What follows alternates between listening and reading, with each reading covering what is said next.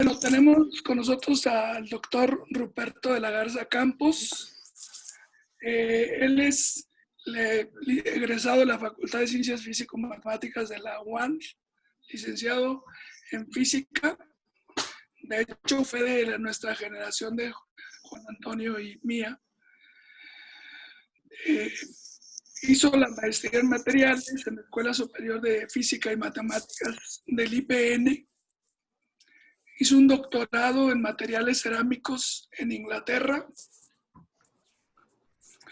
Fue profesor en maestría de materiales en el IPN. Gerente de investigación y desarrollo en planta de refractarios de Peñoles. Gerente técnico de Vitromex, Grupo Industrial Saltillo. Gerente de investigación y nuevos productos Nalcomex, México y América Latina. Ingeniero de procesos, fundición del Grupo Industrial Saltillo. Director de gestoría ambiental y de riesgos. Consultor en la Comisión de Energía del Senado de la República. Experiencia general en optimización en procesos de producción y soluciones de problemas de calidad, medio activo, y miembro activo del partido Morena. Pues entonces es un gusto tener aquí a Ruperto y él nos va a presentar algunos ejemplos de cómo una visión integrada de la ciencia ayuda a mejorar la producción en el sector industrial. Entonces empezamos, Rupert. Claro, ahí estamos. Bueno, este primer trabajo consiste en eliminar pruebas destructivas para el control de calidad de ladrillos refractarios en la industria siderúrgica, cementera y de vidrio. Es decir, esta es una planta que produce ladrillos refractarios y materiales tipo granulares como concretos, etcétera, refractarios. Y en su producción de ladrillos, que es el 80% de la producción, cada lote de producción requiere romperse. Es decir, más o menos se obtiene el 2% de los ladrillos de un tipo particular, ¿verdad? Y se rompen en una máquina de pruebas mecánicas para determinar cómo andan sus propiedades mecánicas, para ver si no están mal quemados o mal prensados, etcétera, ¿verdad? Necesitan tener un control de calidad y ese control de calidad se hacía rompiendo ladrillos, que son carísimos. Los materiales refractarios son muy, muy caros. Un ladrillo que pesa 6, 8 kilos puede costar 4 o 5 mil pesos, ¿verdad? Se usan para la industria siderúrgica, de cementos, vidrio, etcétera, ¿verdad? Entonces, lo que nosotros hicimos fue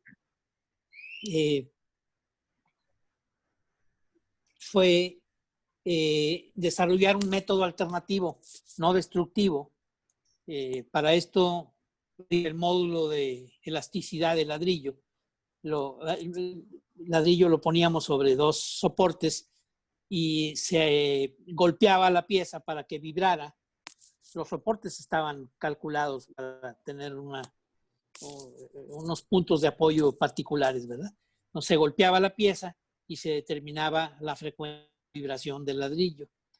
Con eso se calculaba el módulo elástico del ladrillo, ¿verdad?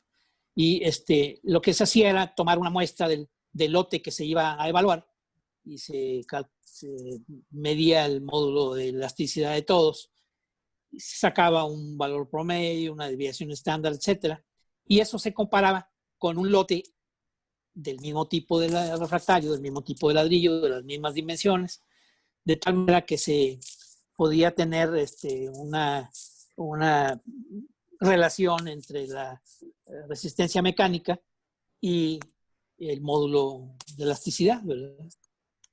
De tal manera que ese lote en particular que se estaba evaluando no se tenía que romper. Se le evaluaba el módulo elástico, se sacaban los datos estadísticos y se comparaba con una muestra que sí se había roto, ¿verdad?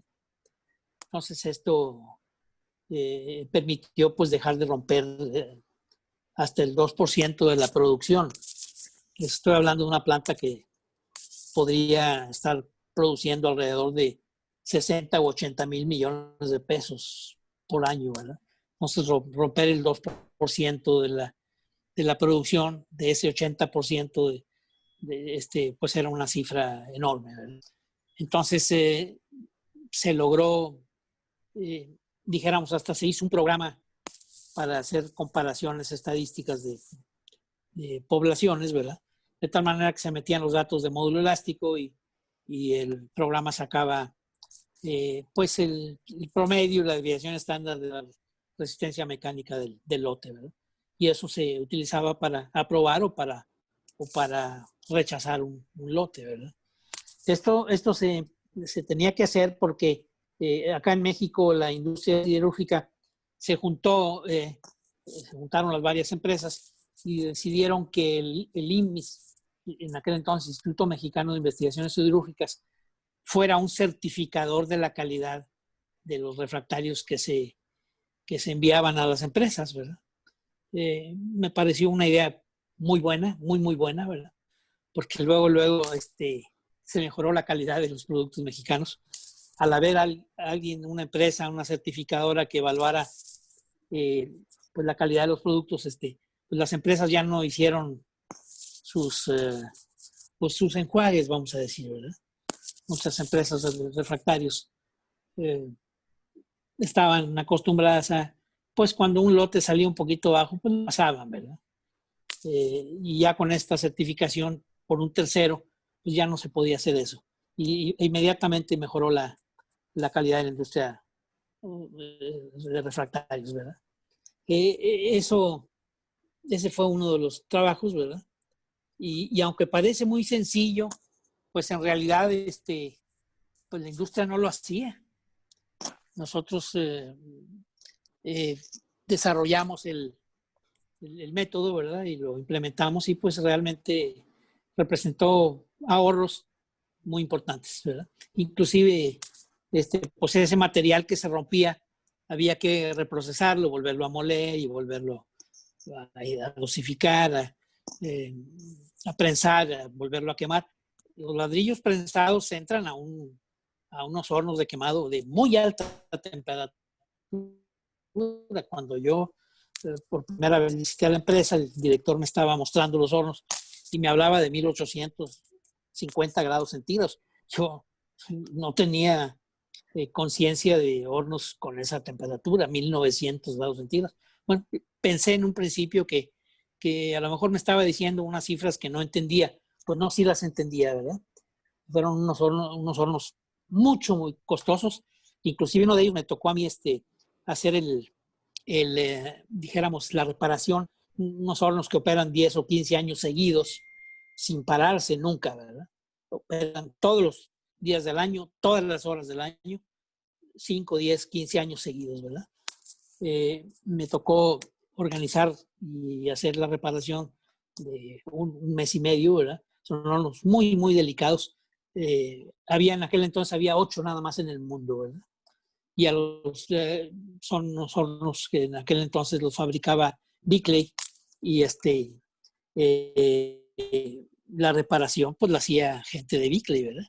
En el caso nuestro la hicimos nosotros. Y después Bickley nos pidió pues una copia de todas las fotografías y de todo lo que habíamos hecho para operarlos. Y como 8 o 10 meses después, a Bickley se le cayó un horno en China. Así de complicada es el enfriar un horno y repararlo y darle mantenimiento, ¿verdad? Fue pues exitoso, ¿verdad? Si pasamos a la siguiente, Pulido. Sí me escuchan, ¿verdad? Sí. Después nos tocó trabajar en una empresa, Vitromex, una empresa que será aquí en Saltillo. Esta empresa tenía 5 fábricas en una misma área y yo me encargaba de las 5 plantas, ¿verdad? Pero una en particular, donde se fabricaban muebles sanitarios, Ahí tenían 25 años fabricando sanitarios que se conocen como sanitarios de trampa oculta. Es decir, el sanitario se moldea en moldes de yeso, donde se vacía una suspensión acuosa con los materiales porcelánicos, lo que va a constituir el sanitario, ¿verdad? Y entonces el molde de yeso absorbe agua y va formando lo que sería el cuerpo del cerámico, ¿verdad? Ese cuerpo después se desmonta del molde de yeso, se deja secar y bueno, en ese proceso había una pieza que tiene que ver con lo que es la trampa, lo que es el sistema de sifoneo del sanitario. Y esa pieza se fabricaba, se producía en un molde aparte y estando húmedos los dos, se desmontaba del molde de yeso y se pegaba al sanitario, a la otra pieza húmeda, con un pegamento de cerámico del mismo material, ¿verdad? Entonces eso ya se dejaba secar, después se le aplicaba un esmalte por aspersión, ya secado, trabajada la piecita, se metía a un horno a hacer el quemado, un horno más o menos a 1250, 1270 grados centígrados. Y luego salía la pieza, ya se dejaba enfriar y se metía a una prueba para determinar que la trampa que se había pegado al interior no se hubiera despegado, porque entonces si eso ocurría, el sanitario ya no hacía el sifoneo. Probablemente a ustedes les habrá tocado algún sanitario y les tiraba uno y como que se quería ir y no se quería ir, etc. Ese era un sanitario que traía, en el cual la trampa oculta se había agrietado en alguna parte de su pegadura. Bueno, después de 25 años me tocó llegar a mí a esa empresa y a los 8 meses cambié el método, ¿verdad? Nos fuimos a sanitarios de trampa expuesta, se llaman. Son sanitarios que si uno los ve por fuera, tienen una tripa que se ve por atrás, ¿verdad? Una especie de conducto, ¿verdad? Esa trampa se llama trampa expuesta. Tiene la enorme ventaja de que todas las piezas del sanitario están expuestas al calor del horno. Y en consecuencia, se puede reducir el ciclo de quemado. Si ven ustedes ahí, el ciclo de quemado se redujo de 17 horas a 10 horas y media. Eso permitió subir la producción de 90,000 sanitarios mensuales a 135,000 sanitarios mensuales. 45,000 sanitarios más. Y permitió también bajar el peso de la taza, nada más la taza, sin el tanque, de 19 kilogramos a 14 kilogramos. Estamos hablando de un material cerámico que es porcelana más o menos fina, es decir, es costosa, ¿verdad? Y esto se hacía en 8 hornos continuos, hornos túnel. Entonces, pues obviamente empezó a haber una capacidad de quemado, pues que nos permitió subir la producción de 90,000 sanitarios a 135,000. La prueba de sifoneo del sanitario se dejó de hacer porque ya no había grietas, ya no había piezas que estuvieran pegadas al interior, ¿verdad? Y luego a los 6, 7 meses logramos reducir el consumo de 13.2 litros a 6 litros. Vitromex fue la primera empresa en todo el continente.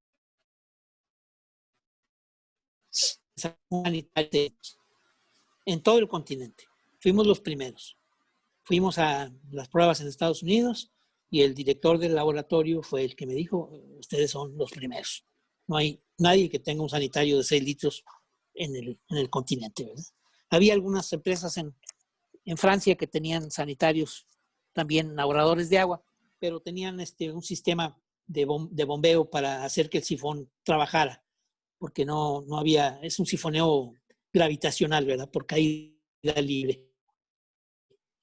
Entonces nosotros fuimos los primeros Y eso le permitió al gobierno mexicano pasar un decreto obligando a todos los fabricantes del país a dejar de producir sanitarios de 13.2 litros y de 18 algunos de lujo.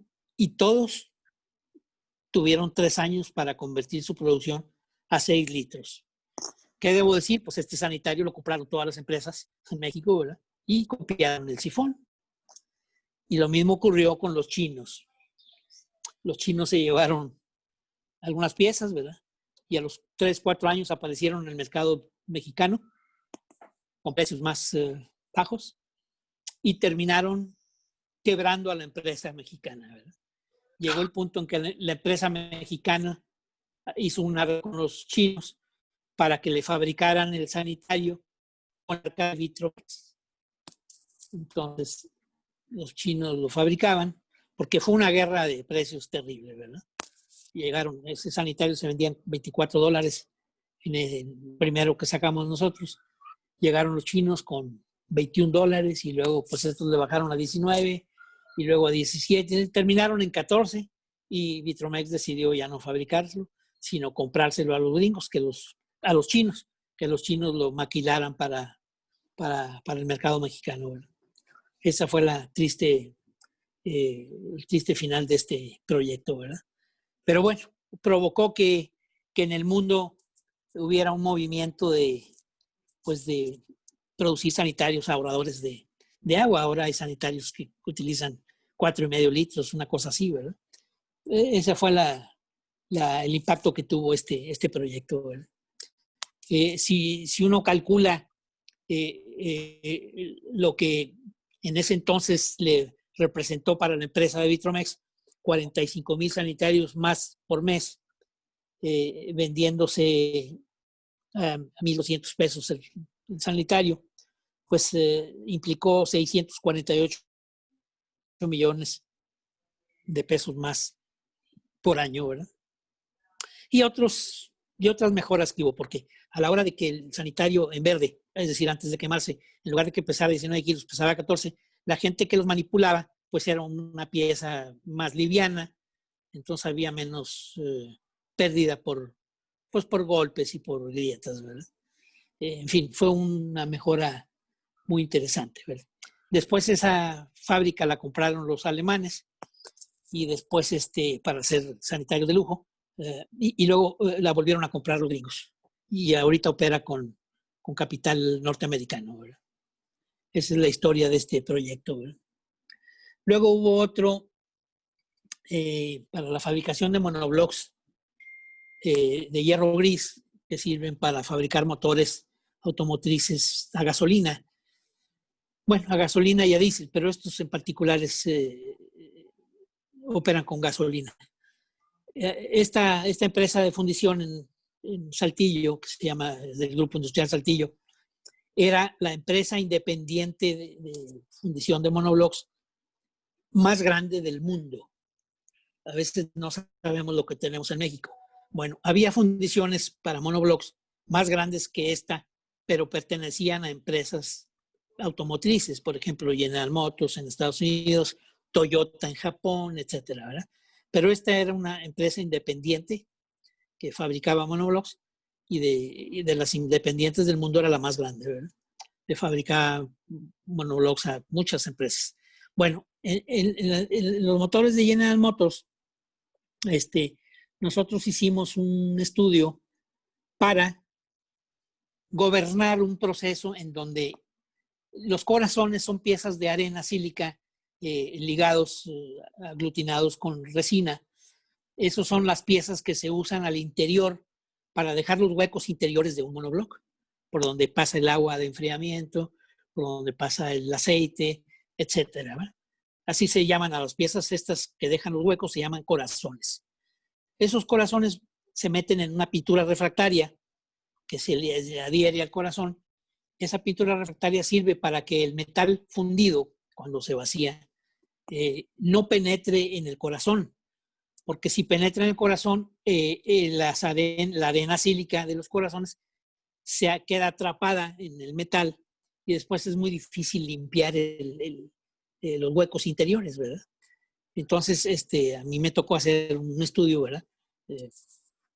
que nos llevó 2 o 3 semanas estudiando lo que era la mecánica de la deposición de estas pinturas refractarias y encontrar a nivel de laboratorio, encontrar unas curvas de deposición, es decir, cómo iba creciendo el espesor de la película con el tiempo y con otras variables que tienen que ver con la densidad de la pintura y con un fenómeno, una característica que se llama tixotropía.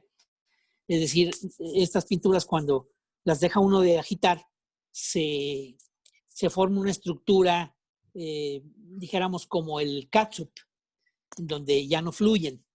Ustedes han notado que el catsup lo agita uno y se licúa. Bueno, esa es una propiedad que se llama tixotropía.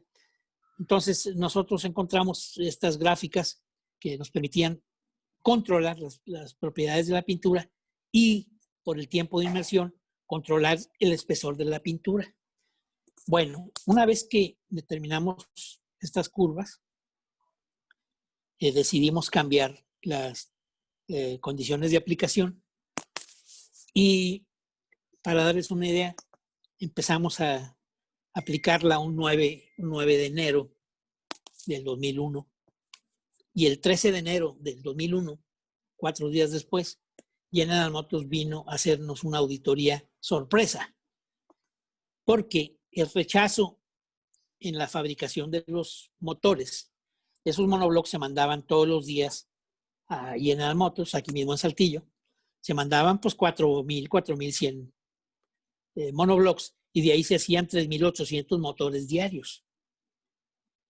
De esos, la mitad se ensamblaban aquí en una planta que hace automóviles de General Motors y los otros 1,900 se mandaban a Estados Unidos y allá se ensamblaban en otra planta que hace automóviles. Bueno, en la fabricación de los motores se tenían más o menos entre 120 y 150 motores de rechazo diarios, porque el rechazo andaba entre 25 y 30 motores por cada 1,000 maquinados. De cada 1,000 monoblocks maquinados para hacer los motores, salían los 25, 30, 35 rechazos, ¿verdad? Bueno, con esta mecánica que implementamos nosotros, se redujo a 6 por día. Ellos terminaban todos los días con 120 o 130 o 150 motores de rechazo ahí en el piso de la planta de motores y después terminaban con este cambio con 6 motores, ¿verdad? Luego se asombraron, ¿qué está pasando, verdad? Vinieron a hacer una auditoría, fueron encantados, ¿verdad? Eso fue el impacto que tuvo este trabajo fuera de la planta. Pero dentro de la planta de fundición, la limpieza de la limpieza interna de los monoblocks era un dolor de cabeza. Tenían ellos una línea con 47 personas limpiando la parte interna de los monoblocks y tenían una línea con 15 personas para limpiar los monoblocks que estaban muy, muy impregnados. Bueno, de esos 44, 45 personales se redujo a 30 y la línea de retrabajo de estos 300, 400 monoblocks diarios se cerró porque el retrabajo se hizo 0, ¿verdad? Esto implicó que el pedido que se tenía que entregar todos los días ahí en General Motors se empezaba a enviar a las 4 o 5 de la mañana para que llegara ahí en General Motors, lo empezaran a maquinar, ¿verdad? 6, 6:30 de la mañana. Y todavía a las 12, 1 de la tarde estaban llegando camiones que se enviaban de la fundición hacia General Motors. Y esos monoblocks estaban terminando de limpiar a media mañana. Bueno, con este nuevo método, para las 10, 11 de la noche del día anterior, ya se había terminado de limpiar el lote que al día siguiente se había de enviar a General Motors, ¿verdad? Es decir, se eliminó el riesgo de incumplimiento, porque había días en que la gente andaba apurada mandando monoblocks pues, que tenían el riesgo de no estar perfectamente limpios, ¿verdad? Ese riesgo se acabó, ¿verdad? Implicó pues una certeza en la fabricación y obviamente para General Motors, pues una alegría.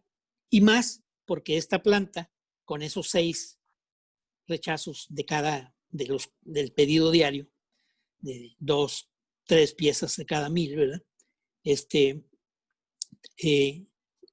Obtuvieron el récord mundial de rechazo en las plantas, en todas las plantas del mundo de General Motors que hacían motores. Ese nivel de rechazo no lo tenía ninguna planta, ¿verdad? La misma técnica se le aplicó a Volkswagen, ¿verdad?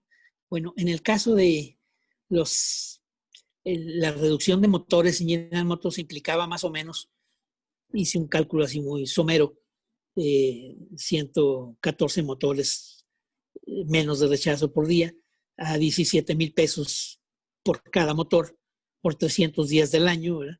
Resultaban alrededor de 581 millones de pesos anuales de ahorro para General Motors, ¿verdad? Eso nada más hablando de motores. Obviamente se ahorraban pues parte de las herramientas que se usan para maquinar los motores, para pulirlos, etcétera, ¿verdad? Entonces, pues un trabajo relativamente sencillo. Claro, después alguna gente nos comentaba, bueno, muy fácil, decían. Sí, muy fácil, pero tenías 25 años que no hacías esto, ¿verdad? De controlarlo. Bueno, eso mismo se lo aplicamos a Volkswagen en Puebla. Volkswagen Puebla compraba 500,000 monoblocks anuales en el Grupo Industrial Saltillo y mandaba a traer de Alemania 100,000, porque la industria automotriz siempre procura tener 2 o 3 proveedores de un mismo producto, de tal manera que si uno falla, pues tenga otras alternativas, ¿verdad? Entonces ellos traían 100,000 monoblocks anuales de Alemania, de una fundición Brühl, que es muy famosita porque le vende los monoblocks a Porsche y a Mercedes-Benz y a Volkswagen Alemania, etcétera, ¿verdad? A Audi también le vende a Audi, ¿verdad? Muy famosa, muy famosita. Bueno, los alemanes con ese monobloc, ya maquinados acá en Puebla, andaban normalmente en 9 rechazos de cada 1000 maquinados. Nosotros andábamos, antes de este trabajo, andábamos en 28, 30 rechazos de cada 1000 maquinados. Los meses malos, pues 34, 36, era un desastre. Bueno, con esta nueva técnica nos fuimos a 3 de cada 1000. El 33% del rechazo que traía el monobloc traído de Alemania, ¿verdad? Fue todo un éxito, ¿verdad? Y obviamente, pues eso pues hizo que la empresa, la Fundición Mexicana, se reubicara a nivel mundial, ¿verdad? Inclusive hubo intentonas por parte de Toyota de comprar la fundición aquí en México, ¿verdad? Ahora la compraron los brasileños en el 2010 y la están operando los brasileños, ¿verdad? Luego hubo otro trabajo que hicimos también. Fue un problema que investigamos para ILSA Monterrey. ILSA Monterrey tenía un problema que se empezó a agravar. La lámina que sacaba, a la hora de que la querían troquelar, normalmente la lámina se utiliza en otras fábricas donde se troquela, pues para hacer estufas y para hacer lavadoras y para hacer muebles y archiveros y escritorios y lo que sea. En ese proceso de troquelado, mucha de esa lámina se rompía, se rasgaba, ¿verdad? Eso llegó al punto de representar el 32% de rechazo. Entonces, pues esta gente llegó a visitarnos. Yo en ese entonces trabajaba precisamente en Refractarios Mexicanos, que es una empresa de Peñoles. Pues que llegaron un día en la mañana, a las 10:30 de la mañana, con sus muestras, ya nos explicaron el problema. Nosotros más o menos lo analizamos. Ordenamos una preparación de unas muestras para hacer microscopía óptica y luego otras muestras para hacer microscopía electrónica. Tienen diferente preparación. Ya les pedimos a la gente del laboratorio que las prepararan de una cierta manera y nos fuimos a comer. Nos fuimos a comer a Saltillo, ya regresamos a las 2:30, etcétera. y empezamos a hacer la visualización en la microscopía óptica.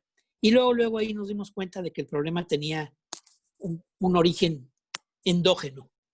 ¿Por qué? Porque las partículas que estaban generando esa rotura, ese rasgado de la lámina, estaban muy bien distribuidas, muy homogéneas, aunque había algunas que se alineaban de manera muy notoria, ¿verdad? Y esas eran las que, al final de cuentas, a la hora del troquelado, generaban la rotura, ¿verdad?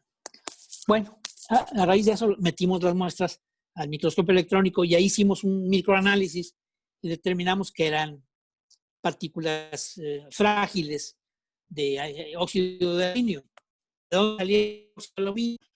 No, que el metal líquido, el acero líquido, a las ollas para pasarlo a laminación, arrojaban lingotes de aluminio metálico, que se fundían en el acero, y ese aluminio metálico se oxidaba y bajaba la concentración de oxígeno disuelta en el acero. Esa era la mecánica para reducir el oxígeno, ¿verdad? Que el oxígeno le baja las propiedades al acero. Entonces el detalle era que estaban haciendo una adición muy sobrada. Eso concluimos luego, ¿verdad? Y les propusimos bajar la adición del aluminio metálico al 50%. La gente que vino, pues era gente de la industria, de hojalate también, pues no tenían muy clara idea de por qué les proponía yo el 50%. Pero así fue. Se fueron y regresaron al mes. Encontraron ellos que la cantidad de aluminio metálico que necesitaban adicionar era el 22% de lo que estaban adicionando, ¿verdad? O sea, estaban muy sobrados, ¿verdad? Bueno, y llegaron con la novedad de que traían la resistencia mecánica más alta de toda la historia de ILSA, ¿verdad? Y el problema se había hecho cero, ¿verdad? Entonces, yo hice un pequeño cálculo aquí de lo que costaba eso. Dice, en aquel entonces, más o menos, ILSA producía 1 millón de toneladas anuales. Más o menos a 12,000 pesos la tonelada de la lámina. Es un estimado porque las láminas de diferentes tipos, algunas más costosas, hasta 20,000, 25,000 pesos la tonelada. Pero bueno, considerando la más económica, ¿verdad? Entonces equivalía a 12,000 millones de pesos. Y el rechazo del 32% por punto 32 equivalía a 3,840 millones de pesos que dejaron que vendían, que lograron vender, ¿verdad? Porque el fenómeno se eliminó, ¿verdad? Y ese trabajo nos tomó 1 día y medio. 1 día y medio, me pareció muy listo de parte de ellos de pedir ayuda afuera, porque pues ellos estaban ciclados, ¿verdad? La ceguera de taller es una realidad en la industria. Lo mismo ocurrió en la planta de Cerrado, ¿verdad? Llegué yo a cambiar la trampa oculta después de que tenían 25 años haciendo sanitarios de trampa oculta, ¿verdad? Ahí el director de plantas fue muy brillante porque a la hora que se le propuso cambiar a la trampa expuesta, captó la idea y dispuso la planta para hacer el cambio, ¿verdad? Que nos llevó varios meses, ¿verdad? Hacer el cambio, ¿verdad? Entonces, en el caso también de ILSA me pareció una decisión muy lista, muy inteligente de parte de ellos, ¿verdad? Y pues dicho esto, aquí al último pregunto yo que dónde están las matemáticas aquí, ¿verdad? Y pues aquí comentando con Pulido, pues en realidad yo pienso que todos estos trabajos no se podrían pues concretar, ¿verdad? Si uno no hubiera llevado pues materias de física y materias de termodinámica y pues ecuaciones de equilibrio termodinámico y de temperaturas de disolución de un metal en otro, en fin, ¿verdad? Bueno, este tipo de trabajo me interesó toda la vida, ¿verdad? Y al final de cuentas tengo más de 470 trabajos de este tipo, ¿verdad? Muchos de ellos, pues, interesantes porque al final de cuentas, cuando uno resuelve un problema industrial, a la semana o a los 15 días ya está cayendo el dinero de la utilidad. Está teniendo impacto económico, ¿verdad? Y está haciendo que la industria pues, sea más competitiva, ¿verdad? Que tenga un poco más de seguridad en el empleo, ¿verdad? Y alguien me decía, oye, y los trabajos que no funcionaron, y me acordaba yo del chiste aquel de una vez que entrevistaron a un boxeador, ¿verdad? Y estaba él con el promotor, ¿verdad? Y le mostraba fotografías, dijo, mira aquí noqueé yo a Kid González, ¿verdad? Y aquí noqueé yo a Cassius Clay, y aquí noqueé yo a esto. Y entonces le dicen, oye, ¿y nunca perdiste? Dijo, sí, y no traes fotografías. Dijo, no, esas fotografías las trae el oponente, el otro, ¿verdad? Y esas no las muestro, yo nada más muestro las buenas. Lo mismo me ocurrió a mí. Algunos trabajos, pues no fueron, dijéramos, de mucho trascendencia, ¿verdad? Pero yo diría que los menos. Realmente el trabajo de investigación industrial es casi siempre genera utilidades casi inmediatas, ¿verdad? Entonces, lamento decirlo porque realmente la cultura en México, la cultura industrial todavía no ha progresado a este punto pues de armar un poco mejor lo que sería la proveeduría de investigación aplicada, ¿verdad? Pero bueno, ese es el trabajo que tenía preparado para comentarles. Pulido. Gracias, Roberto. No sé si hacemos ronda de preguntas o le continúo con las pocas filminas que quedan y luego ya pasamos a las preguntas. Yo creo que voy a continuar y luego ya pues van afinando sus preguntas para el Rupert. O sea, Ruperto pues dice que dónde están las mates. Y yo lo primero que pensé es en las magnitudes que aparecen por ahí pues en las cosas que mencionó, en los ejemplos que mencionó. Magnitudes que se busca cuantificar, medir. Por ejemplo, el medir el módulo elástico, resistencia mecánica para el ladrillo. En el de la tasa sanitaria hay un principio del sifón, que ahí lo mencionó Ruperto varias veces, donde se involucra presión atmosférica y es un fenómeno muy interesante que, por cierto, un grupo de trabajo que tenemos con profesionistas jóvenes, discutíamos precisamente que había una tasa que le llamaban la tasa de Pitágoras, que precisamente funciona con este principio de sifón. Exacto. Es una tasa muy simpática que tiene una marca, es una copa, tiene una marca que si se sirve vino hasta donde está esa marca no hay ningún problema, pero si se pasa de esa medida, entonces el vino se vacía completamente. Es como para bromas también, pero existe, se vende como un artículo para turistas en Grecia. En el de motores, pues hay otras variables como son la resistencia y el calor, la pintura refractaria, que luego me imaginaba esa pintura refractaria tenía que tener propiedades tan finas que, como dice Ruperto, pues contengan al calor del metal, que no perforen la pintura, porque pues se contamina, se llena, digamos, de la arena, y pues ese es un problema como mencionó Ruperto. Hay también parámetros estadísticos, hay una estadística obvia que mencionó Ruperto cuando menciona media, desviación estándar. hay un contenido mínimo de aluminio en el problema de ILSA. O sea, desde ese momento digo, las matemáticas están presentes, están envueltas.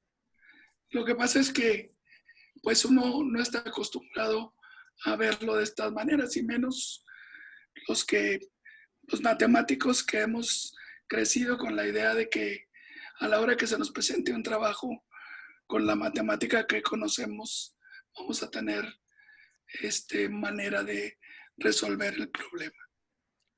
Entonces, pensando en que pues hay un problema que es que ya hemos narrado, esto de la enseñanza de las matemáticas yendo solas en la enseñanza de la ingeniería, o sea, que están solas, aunque se mencionan aplicaciones, se enseñan solas. Y hay una enseñanza de la física, pero que curiosamente no explica ciertas mates que necesita. Esas mates o no las explica bien porque las aprendió, las usó a escondidas, digamos, de la matemática oficial. Entonces hay pues problemas también dentro de la enseñanza de la física.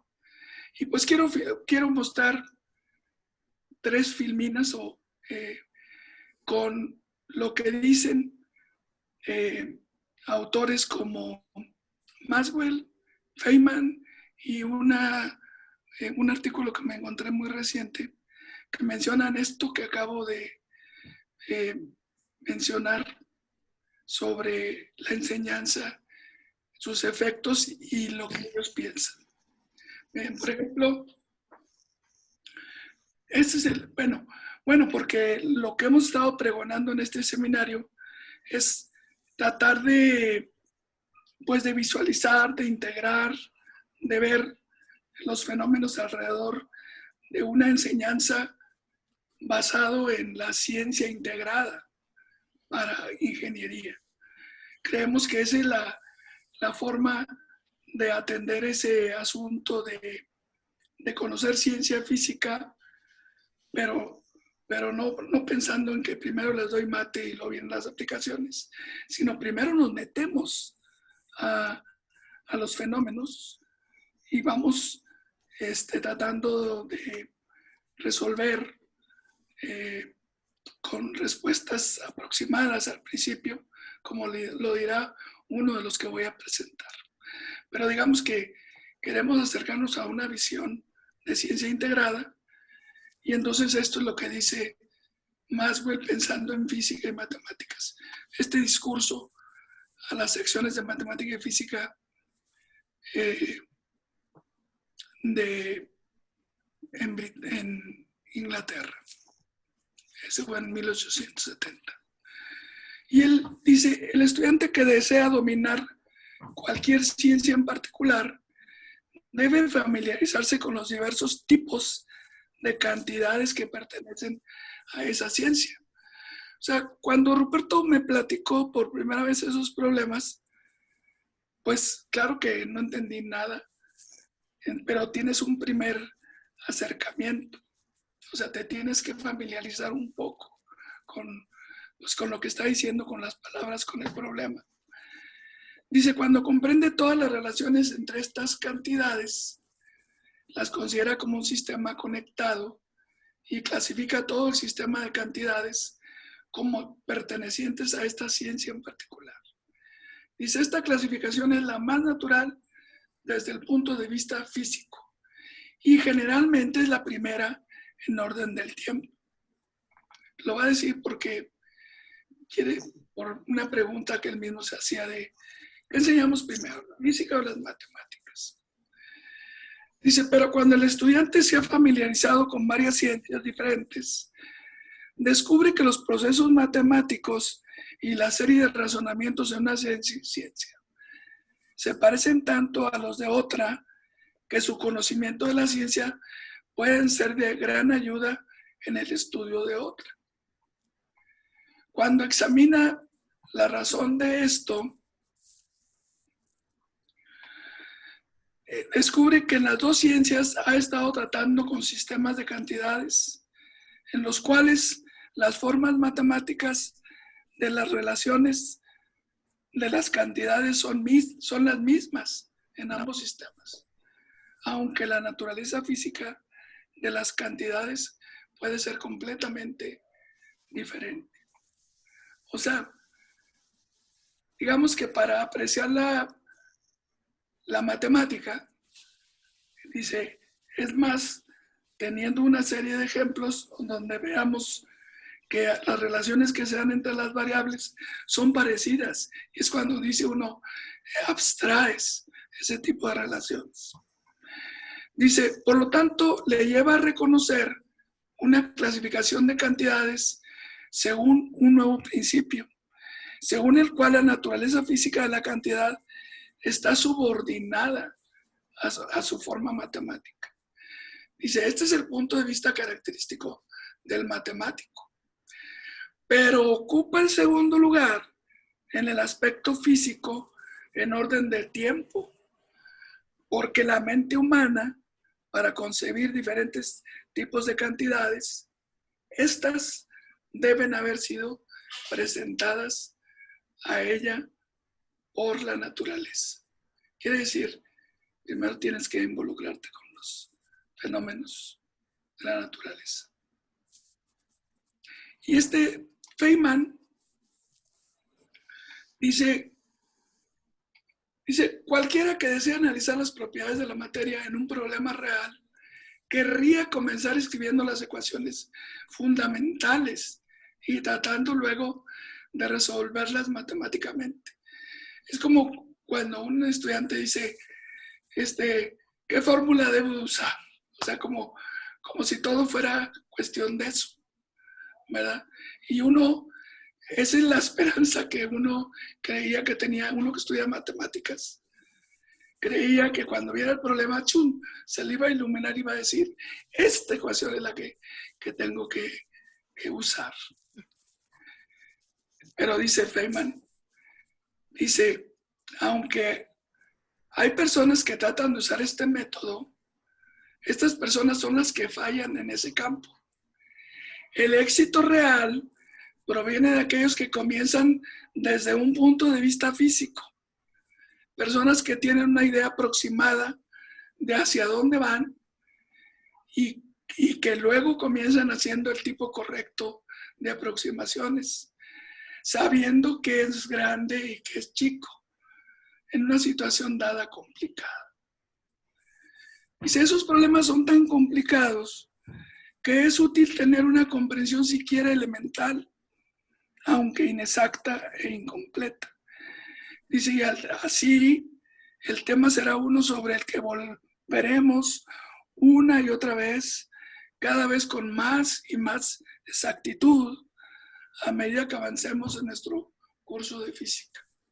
Esto lo escribe Feynman en su volumen 1, capítulo 39, en la página 2. Y termino con este artículo de obstáculos de la matematización en una física introductoria, escrito en 2016. Y en una parte ahí de su introducción dice, fíjense, lo estaban haciendo para un curso introductorio de física. Y ellos dicen, sostenemos que el pensamiento algebraico de los físicos proviene de una combinación cognitiva idiosincrásica que no se aborda en los cursos de álgebra de requisitos previos. Sugerimos que para que más estudiantes comprendan y adopten el pensamiento matemático característico de la física, los profesores e investigadores en educación deben explorar cómo hacer que la matematización sea una parte más explícita del plan de estudios. Entonces, pues esto lo quería decir porque estamos en un seminario que estaba, digamos, propugnando por mirar una educación de la ciencia conjunta. Y eso quiere decir poner a la matemática en un lugar no tan prominente como está ahora, como el de primero le damos eso y luego ya que vengan las aplicaciones. Es primero estudiamos fenómenos y avanzamos con la ciencia necesaria para resolverlos. Me parece que eso es todo. Decía Freudenthal, no enseñen matemáticas, enseña a matematizar. Ok. Tiene que ver con lo último que decías. ¿Qué escribo? Sí, que darle más tiempo a eso. Y luego, como dice Feynman, eso es regresar. Primero aproximaciones y luego regresas. Aproximaciones. Eso no lo puedes hacer en un curso o en una enseñanza parcializada. Parcializada. Bueno, de parcelas. ¿Verdad? Recuerdo una expresión, creo que en la tesis de Ricardo Cantoral, que decía, la matemática llega como invitado, ¿no? Y después se queda como dueño de la casa, ¿no? Y luego finalmente la vemos siempre como dueño de la casa. ¿Recuerdas esa expresión, Ricardo Cantoral, en tu tesis? Tienes apagado el micrófono, Ricardo. Perdón. Sí me acuerdo de la idea, pero sobre todo la casa valía la pena. Sí me acuerdo de la idea. No, también, perdón, ¿me oyen? Sí. Sí, también me acuerdo de la que decías, habías comentado varias veces, Paula, de que el experimento más barato, la herramienta más económica para hacer experimentos, pues es la matemática, ¿verdad? Porque pues ahí varías todo lo que puedes variar, ¿verdad? En lugar de tener lo que hacer en físico, ¿verdad? Es una herramienta tan fuerte que, bueno, sí, dime. Sí. Sí, eso lo leíamos en un artículo de Arnold, ¿eh? Sí, me Donde, acuerdo que bueno, lo mencionaste. muy radical, tal vez su postura, pero decía que la matemática era una rama de la física. La física es una ciencia experimental. La matemática es la parte de la física donde los experimentos salen más baratos. Y lo importante que señala él, dice, los matemáticos que se formaron a partir de los 60 del siglo pasado, nacieron muchos, dice, porque les quitaron la fuente de donde emana su conocimiento.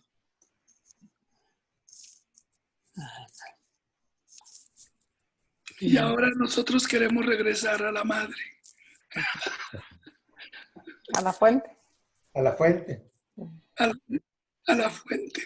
Oye, Pulido, y pensando siempre en el enorme impacto que tiene en una sociedad el estar dejando, dijéramos, trunca la carrera de los ingenieros, de tanto estudiante que puede, prepararse, ¿verdad? Y entrar a la economía de un país, ¿verdad? Y pues generar, digo, no estoy hablando de dinero, estoy hablando de bienestar, ¿verdad? De otra manera, pues estamos perdiendo, si la gente, el abandono de los estudiantes anda en el 30 o el 35%, imagínate, es una cantidad enorme que se desperdicia en un país, ¿verdad? Entonces, realmente tendríamos, digo, estoy pensando en el impacto social de esta idea que ustedes han estado perfeccionando, ¿verdad? Y cuando me lo explicaron, pues dije, pues eso es lo que necesitamos, ¿verdad? Por eso la importancia de seguir con este proyecto, ¿verdad? ¿Le puedo hacer la pregunta al doctor Ruperto? Claro que Claro sí, que sí. Andy. Soy Andrés Guerrero. también egresado de la Facultad de Matemáticas. Y le quería preguntar, doctor, ¿cuáles fueron los elementos claves en su formación académica? Y ya ves que parte de su formación académica le permitió desarrollar habilidades ahí que le permitieron pues, resolver esos problemas prácticos que mucha gente no, como dice usted, la ceguera de taller que tenían, llegó usted y hizo aportaciones muy importantes. ¿Qué elementos claves considera usted que le permitieron desarrollar esa habilidad para resolver problemas? Bueno, realmente, digo, cuando yo contemplaba que quería seguir estudiando, estaba la opción de la física teórica, ¿verdad? Pero estaba también, pues, esta opción de entrarle a la parte aplicada, ¿verdad?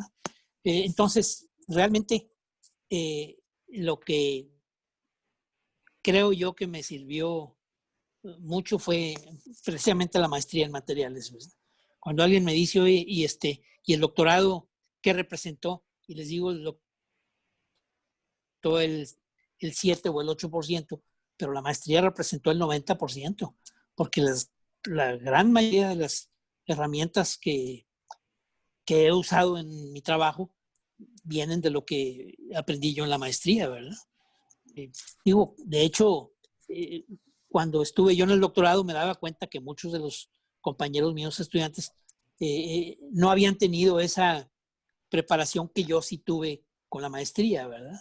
En donde ya no era una cosa especializada, la maestría era una cosa más genérica que me estaba dando herramientas para atacar muchos problemas de diversa índole, ¿verdad?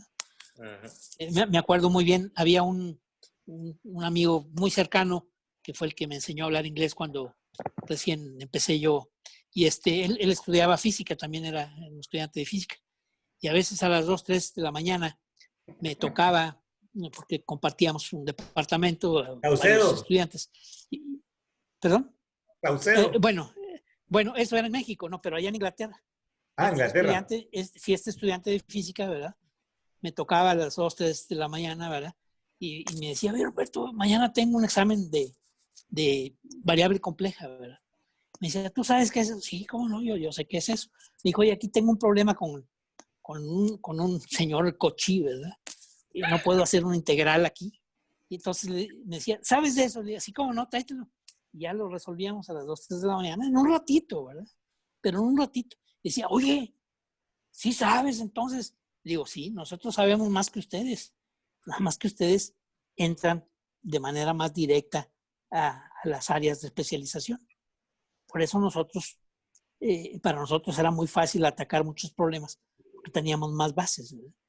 Claro, ¿por qué tenemos más bases? Porque nuestra educación es más teórica, ¿verdad? Allá aquella gente entraba, pues digo, los estudiantes de doctorado eran muchachos que tenían 22, 23 años que no sabían nada de la vida, ¿verdad? Sabían un poquito de lo que habían estudiado en la carrera, ¿verdad? Entonces, yo sigo pensando que las bases académicas son un arma enorme, ¿verdad? Para después atacar problemas particulares. Y por eso creo yo que la propuesta que traen ustedes es bien importante, ¿verdad? Ir viendo las matemáticas conforme se van necesitando en problemas reales de la física, ¿verdad? Digo, yo estoy entusiasmado, ya les he dicho, sigo pensando que esos 1.500 millones de dólares que destinó Obama para la educación allá en Estados Unidos, pues deberíamos de tener nosotros unos 15 o 20 o quizá unos 50, sí, unos 150 millones de dólares para hacerlo en México, ¿verdad? Creo que deberíamos de intentar que nos asignaran una facultad de ingeniería completa, ¿verdad? Y empezar a demostrar que la gente que aprende matemáticas de manera más fundamentada, ¿verdad? Que entiendan que es una herramienta poderosísima las matemáticas para hacer ingeniería, no le tuvieran miedo y obviamente pues que muchos de ellos no truncaran su carrera, ¿verdad? Entonces, hay que seguirle con eso. Hola.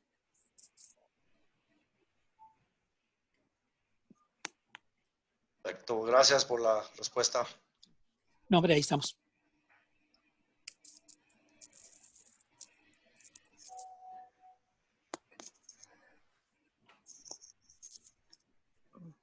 A ver, pues volviendo a la pregunta que hizo Andy, ¿no?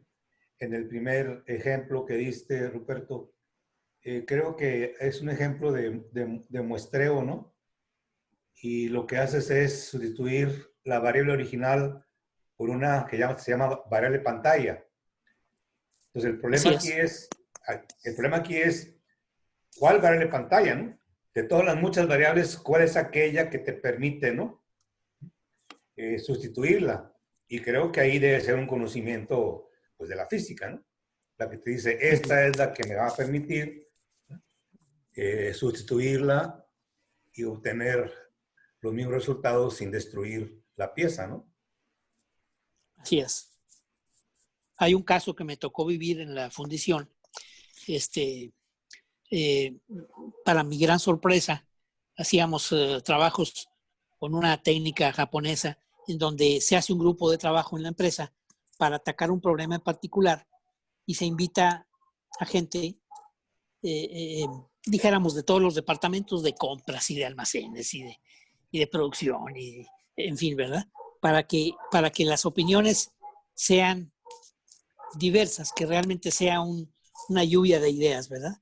Y se dedica una semana completa al 100% del tiempo. Llega uno en la mañana a las 8 de la mañana y ya ni siquiera va uno a la oficina, se va directamente a un salón donde se junta todo ese grupo que está atacando un solo problema particular, ¿verdad? Y entonces me invitaban a muchos, uno de ellos en particular, había una pieza muy grande de una cabeza de diésel, una pieza de 80, 90 centímetros de largo, ¿verdad? Y esa pieza tenía el 22% de rechazo. De ese 22%, 2% era de un defecto en particular y el 20% restante era de otro defecto, ¿verdad? Entonces, estuvimos trabajando toda la semana y el miércoles en la tarde, en la noche, se me ocurrió hacer una pruebita de romper un corazón en una cierta forma, ¿verdad? Y guardé ese corazón porque se generó una grieta particular que simulaba el defecto en la realidad, ¿verdad? Cómo se rompía la pieza con ese rechazo. Bueno, el viernes en la noche me invitaron a una cena y estábamos tomándonos unos tragos y todo, ¿verdad? Y de repente me hizo clic, ¿verdad? Clic, clic, clic, clic, y me fui a la casa. Llegué medio con mis cubas adentro, ¿verdad? Pero me puse a hacer unos acetatos porque encontré una explicación del fenómeno, ¿verdad? Pero para mi sorpresa era una explicación que no estaba reportada en la literatura. Que estuve analizando el problema desde el punto de vista de expansión térmica, ¿verdad?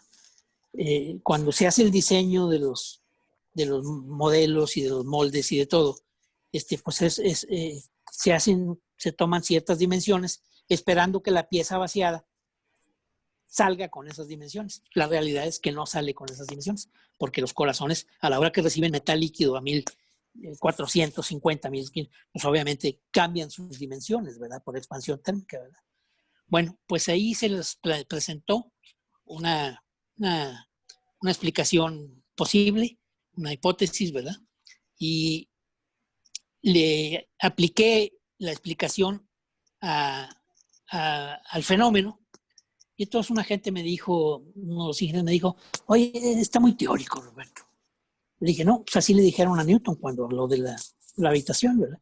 Y ahí traemos el canal del Playboy y con los satélites y todo. Entonces realmente no, en un ingeniero no cabe una opinión de ese tipo, ¿verdad? Y entonces el director de la empresa me preguntó que si había que cambiar los modelos, esos modelos que sirven para hacer los moldes donde tú vas a vaciar. Esos modelos no son de la empresa, son de la empresa dueña de la cabeza o del monobloc, ¿verdad? Entonces tenían dos modelos Y me dice el italiano, el director de la empresa, me dice, no podemos cambiar el modelo.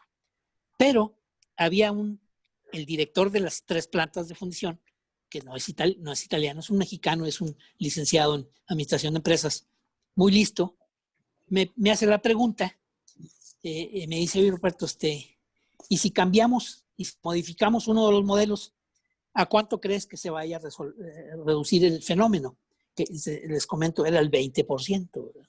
20% de la producción. Entonces le dije yo, mire, con esta teoría ya resolvimos 3, lo que llaman ahora los estadísticos, 3 hipótesis nulas, lo que nosotros en la lógica aristotélica le llamamos reducción al absurdo. Le apliqué a 3 fenómenos que estaban ocurriendo en la pieza esta hipótesis, y las 3 fenómenos los resolvía la hipótesis, ¿verdad? Entonces le contesté yo, te estoy hablando de una audiencia, pues éramos unas 30, 35 personas. Los sábados era cuando se presentaban los resultados de toda la semana. Y entonces le dije yo, no se va a reducir el fenómeno, le dije yo, se va a hacer 0. Y se rieron. Se rieron, pero él no se rió. Se quedó pensando, lo vi yo pensativo, y la otra gente haciendo preguntas. Y entonces levanta la cabeza y me dice, modifiquen el modelo. Yo te autorizo que lo modifiques. Sin avisarle a Detroit Diesel, que era el dueño del modelo, ¿verdad? Me dice, yo te autorizo. Nada más te voy a pedir que tú personalmente verifiques que lo que quieres que se le haga al modelo de modificación sea lo que se le modifique. Porque después resulta que la gente le movió a la pata 5 y era la pata 3, ¿verdad? Y le movió a la pata 1 y era la pata 2, ¿verdad? Entonces, bueno, así lo hicimos. Seguimos trabajando la semana siguiente. Y al siguiente sábado llegamos a la presentación otra vez, ¿verdad? Y entonces, pues ahí presentamos algunos datos. La prueba con el modelo modificado, hicimos 62 piezas y resultó con 0 rechazo. No hubo ni una sola pieza con el defecto, ¿verdad? Y entonces, pues se presentó y todo, ¿no? Pues pasamos muy bien con esa prueba. Y como a la semana, el director de la planta me dice que por qué no estaban usando el modelo modificado. Le dije yo, no, yo no tengo autoridad para hacer eso, pero usted sí. Dígale al gerente de la planta que meta el modelo modificado. Y así lo hicieron. Y después, el ingeniero que representaba a la empresa del Grupo Industrial Saltillo en Detroit Diesel, me comentó, ¿verdad?, que habían producido 2,700 piezas con el modelo modificado y había 0 rechazos. ¿Cómo lo hicieron? Le dije, no, buscando la causa raíz, ¿verdad? Si tú encuentras la causa raíz del problema, se hace 0, ¿verdad?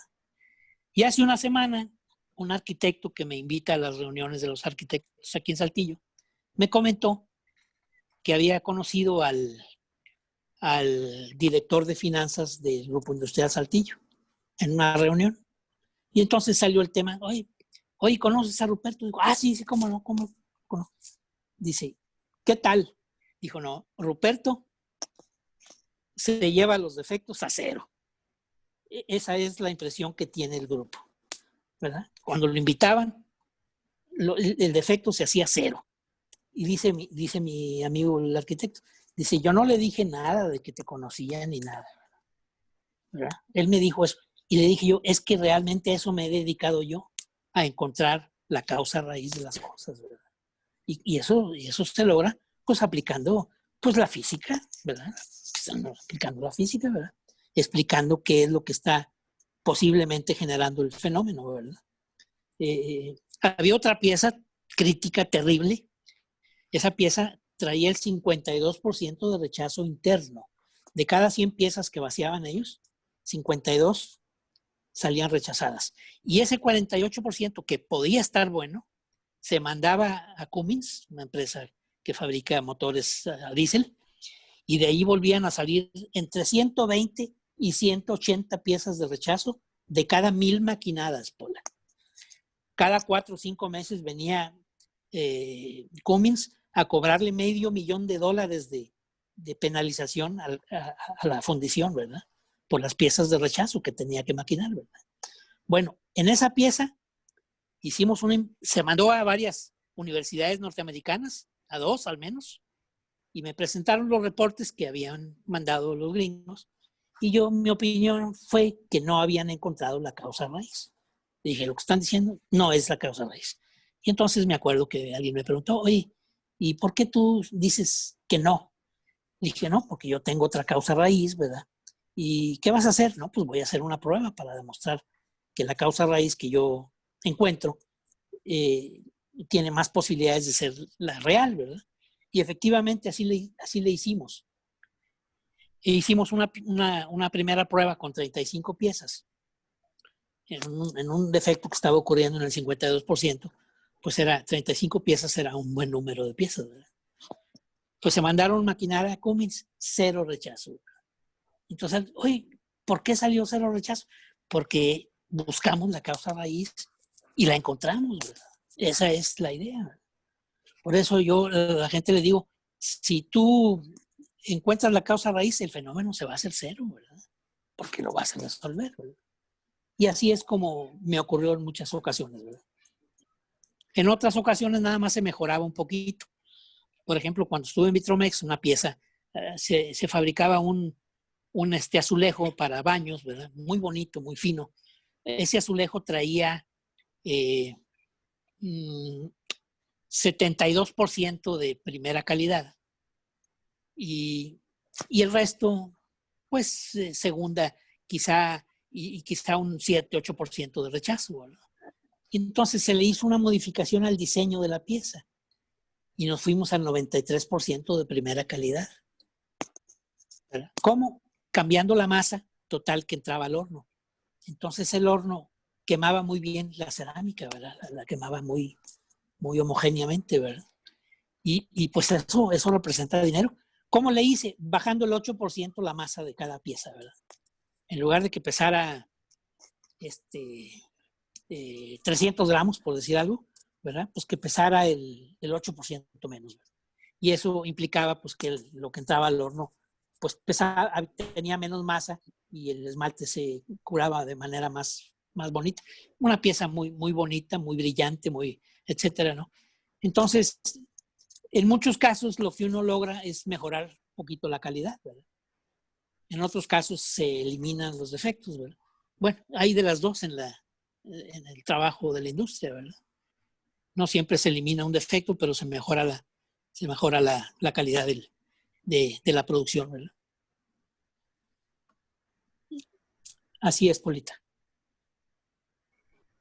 Oye, me acuerdo de un ejemplo que dio Tomás, que dice que cuando hacía sus pininos así de consultor, que fue a una empresa donde producían, pues creo que mosaicos o azulejos, y pues que estaban así todos pandeados y ellos ayudaron para que pues salieran ya más parejitos, pero que el dueño dijo, no, es que no quiero que salgan parejitos, porque a la gente le gustaba que salieran Chuecos, o sea, le fallaron al objetivo, ¿cómo se llama?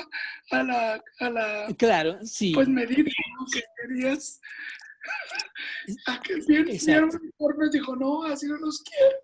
Es que a la gente le gustan así que estén desiguales. Pulido, aquí hay unas piezas que hacen en barro, aquí en Saltillo, que le llama Saltillo Tile, o sea, piso de barro, ¿verdad? Sí. Quemado a muy baja temperatura, es casi un polvorón, lo tienes que tratar con mucho cuidado. Bueno, los gringos pedían que les mandaras un cierto número de piezas con huellas de perro, porque cuando ponían la loseta en el piso a secar, pues andaban los perros por ahí y marcaban las piezas, ¿verdad? Entonces había que marcar algunas piezas con huellas de perro, ¿verdad? Y realmente ya lo ves instalado el piso y parecen palacios, verdaderamente hermoso, ya una vez aplicado con algunas resinas y todo, ¿verdad? Muy bonitas. Y claro, pues es lo rústico, ¿verdad? Y lo rústico, pues, es que salga pando, que salga chueco, etcétera, que parezca hecho a mano, ¿verdad? Y pues sí, esa era una de las cosas que había que cuidar, ¿verdad? Como el caso que estás mencionando, ¿verdad? Pues ahí estamos.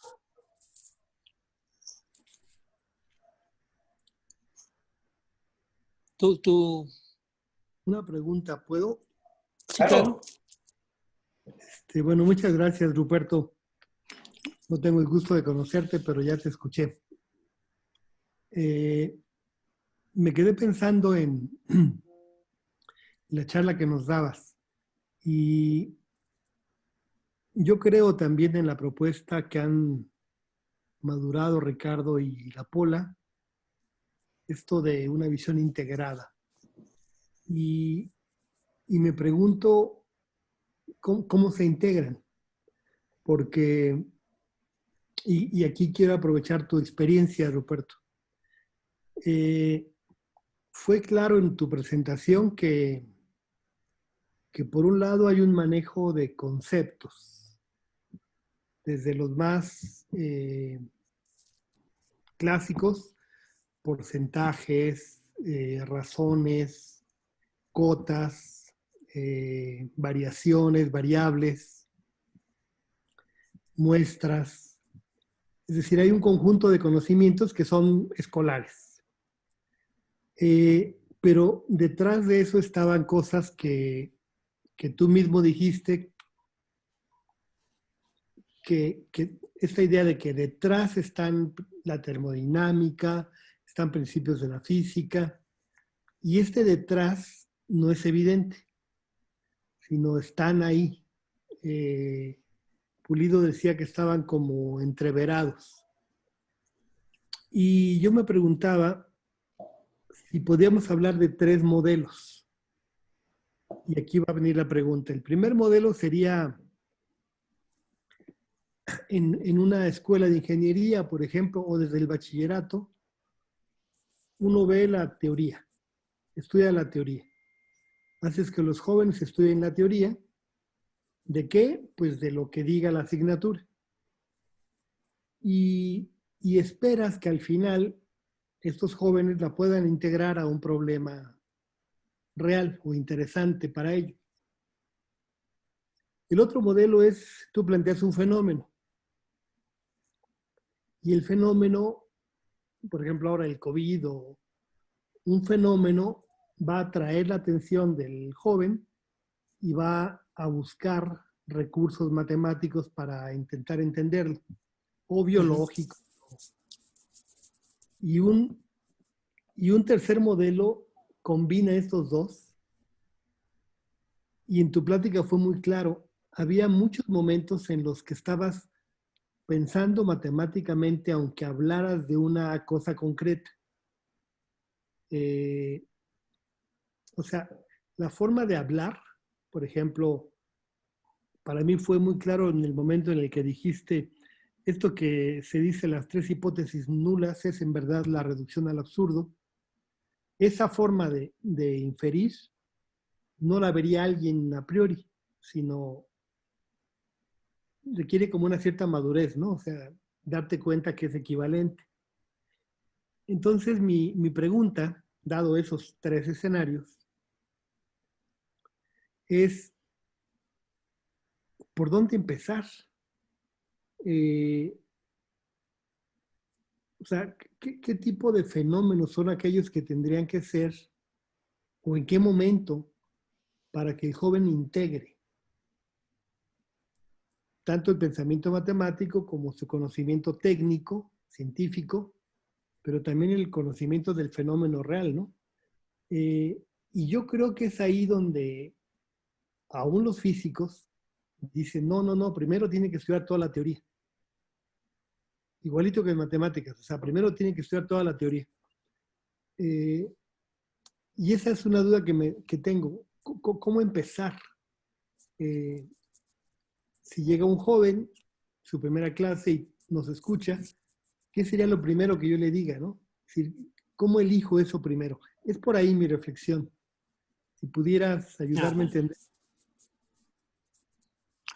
Bueno, en el caso de las pinturas refractarias, por ejemplo, yo me puse primero a estudiar, quizá un mes, leyendo, ¿verdad? Entendiendo cuál era la mecánica, ¿verdad? La idea era entender cómo se formaba el espesor de la disposición de la pintura, ¿verdad? Había un aparatito que nos daban los fabricantes de pinturas refractarias y con ese podía uno medir el espesor de la película. Entonces lo que hice yo fue llevarme el espesor muy variable, en algunas partes era de 4 micras, en otras de 6. Bueno, yo me lo llevé a 12, tratando de que fuera a lo largo y ancho de todo el corazón, ¿verdad? Y eso fue lo que tuvo un efecto enorme que ni siquiera me imaginaba yo, ¿verdad? Pensaba yo que iba a tener efecto dentro de la producción, dentro de la planta, a la hora de limpiar los monoblocks con más facilidad, pero mi gran sorpresa fue que tuvo un efecto enorme, pero ya en la planta de General Motors, ¿verdad? Llegó al punto de que el rechazo se redujo drásticamente, al punto de que rompió récord de todas las plantas de maquinado de motores de General Motors, ¿verdad? Inclusive, si comparabas, ya después cuando se lo aplicamos a Volkswagen, las piezas de Brühl, Alemania, traían 9 rechazos de cada 1000 y las de nosotros ya con esta modificación la bajamos de 30 o de 28 a 3 de cada 1000, ¿verdad? Andábamos al 33% del rechazo alemán, ¿verdad? Con una de las fundiciones pues más famositas del mundo, ¿verdad? Brühl, Alemania, ¿verdad? Entonces, pues realmente, en este caso en particular, yo no tenía antecedentes de la aplicación de pintura y me tuve que poner a estudiar, pues más o menos cómo se formaba la pared. La pared se forma porque a la hora que metes el corazón a la pileta de pintura, el corazón empieza a chupar el agua y se va formando una película allí, ¿verdad? Que va aumentando en espesor conforme el agua se va absorbiendo en la pieza. Te comento que tuve que ser muy cuidadoso porque esta pieza ya pintada sale mojada, ¿verdad? Sale todo el agua que se absorbió y la tienes que meter a un secador. Un montón de piezas, ¿verdad? Entra un secador y tiene que salir seca porque esa pieza se ensambla en un molde y después recibe metal a 1450 o 1470 grados centígrados. Si le queda una pizca de humedad, explota, ¿verdad? O sea, se echa a perder la pieza. Entonces, tenía yo que asegurarme de que la pieza en el horno de secado iba a salir seca, efectivamente seca, ¿verdad?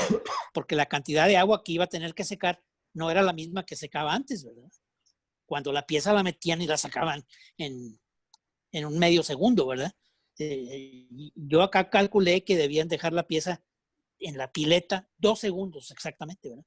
Con una densidad particular de la pintura y con un valor de tixotropía particular, ¿verdad? Para que el espesor fuera constante y gobernable.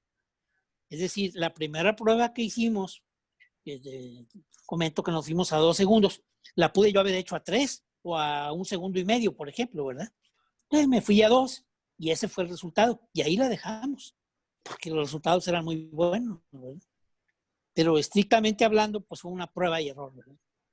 Digo, una prueba y error más o menos estimada, ¿verdad? Racional. Sí, Claro. digo, ya te imaginas que a la hora que metimos y que cambiamos esa operación, yo estuve todo el día ahí en la planta, pegado ahí en los corazones, ¿verdad? Y sáquenme y vayan y sáquenme una pieza y métanla en el horno a ver si ya se secó realmente, ¿verdad? A ver si sigue perdiendo agua con el calor residual o si ya está seca la pieza, porque era muy riesgoso meter una pieza con cierta humedad todavía, ¿verdad? Y no era lo mismo meter una pieza con 4 o 5 micras de espesor con una pieza de 12, por ejemplo, ¿verdad? Pero estamos hablando de un espesor ridículamente pequeño, ¿verdad? De micras, ¿verdad? pero el efecto que tuvo fue enorme. Por ejemplo, la gente del departamento de acabado, de limpieza de las piezas, no, andaban felices, porque era una pieza que, ya te digo, a las 10, 11, 12 de la mañana todavía estaban terminando lo que debían entregar ese mismo día. Y con esta mecánica, para las 10, 11 de la noche del día anterior ya habían acabado. Y no había retrabajo. Una línea con 15, 16 personas haciendo retrabajo de piezas que estaban todavía muy sucias y que no podías mandar porque pues, que llevaban material extraño en la pieza, ¿verdad? Entonces tuvo un efecto enorme, una gran novedad. Después me mandaron, el director me mandó llamar un día, llega a mi escritorio y me pide que me vaya con él a una junta donde analizan el rechazo diario, ¿verdad? Que se reporta de las plantas, de las distintas plantas. Y ya me dijo, oye, pues, ¿qué hiciste? Porque ya había llegado General Motors, ya había hecho la auditoría y andaban encantados. Inclusive estaba la amenaza de que iban a dejar de comprarle al Grupo Industrial Saltillo la pieza para empezar a traerla de Brasil. Y a la hora que ocurre este fenómeno, dieron de baja el proyecto con Brasil y se amarraron con nosotros, ¿verdad? Porque ya les daba mucha certeza en el proceso, ¿verdad? En lugar de terminar con 110, 115, 120 motores de rechazo diarios, que equivalen, de acuerdo al cálculo que les mostré ahorita, pues a más de 500, 600 millones de pesos. Nada más de ese punto, ¿verdad? Entonces, para mí fue sorprendente, ¿verdad? Y no, ya llegué yo con el director ahí a la junta de rechazo, ¿verdad? Era una junta en la que yo no iba, casi nunca iba, porque la gente que llegaba allí era gente que analizaba los defectos y siempre le decía yo, están locos. Oye, que cámbiale la cantidad de resina, que ponle más arena, que cualquier cosa, sin ninguna hipótesis, ¿verdad? Sin ninguna base científica para hacer algún cambio, ¿verdad? Y entonces, pues yo era una junta que no iba, ¿verdad? No, pues ya después, y hubo alguien que dijo ahí, no, pues estaba muy fácil. Pues sí, pero tenían 25 años haciendo lo que no era óptimo, ¿verdad? Después llegaron los italianos a operar la planta y uno de los técnicos italianos, ya inclusive retirado, que lo trajeron, que es que para ayudarnos, cuando se enteró dijo, oye, nunca se me hubiera ocurrido. No, le dije, pues a mí tampoco, simplemente lo hice porque como me puse a estudiar cómo crecía la pared, el espesor de la pared, y vi que había un área de oportunidad ahí, ¿verdad? Pues cuando menos en gobernar la aplicación, ¿verdad? Saber qué eran los parámetros que estaban gobernando la aplicación, ¿verdad? Y de eso resultó ese proyecto, ¿verdad? Maravilloso, porque al de cuentas, pues General Motors encantado, fuimos tema de discusión allá en Estados Unidos por lo que había ocurrido aquí, ¿verdad? Y en Volkswagen después supimos que Brühl Alemania mandó a un técnico de Brühl Alemania a trabajar a Volkswagen en Puebla, pero lo mandó como espía para ver qué habíamos hecho, ¿verdad? Porque la raza de Puebla le avisó al grupo industrial que había llegado un alemán, ¿verdad? Que lo habían contratado ahí, pero que ellos sospechaban que era un espía.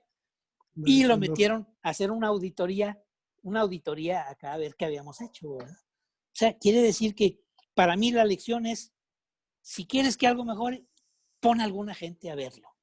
Que vaya la gente y que lo vea, ¿verdad? Y de ahí van a surgir ideas, ¿verdad? Algo se le va a ocurrir a la gente. La cosa es que esta gente quiere mejorar la calidad sin invertir tiempo de personas. Cuando yo llegué al Grupo Industrial Saltillo, lo primero que le dije a uno de los López, de los dueños, le dije, oye, una empresa que vende $700 millones de monoblocks al año y no tiene un departamento que diga investigación y desarrollo. No había. Y yo les decía, lo mínimo que deberían de tener ustedes, pues era un departamento con 2, 3 ingenieros y con 2, 3 muchachos jóvenes, ¿verdad? Con preparatoria o con ayudar a hacer pruebas, ¿verdad? Hacer pruebas sistemáticas, ¿verdad? Bueno, pues después se dieron cuenta que efectivamente necesitaban un departamento de investigación y desarrollo, ¿verdad?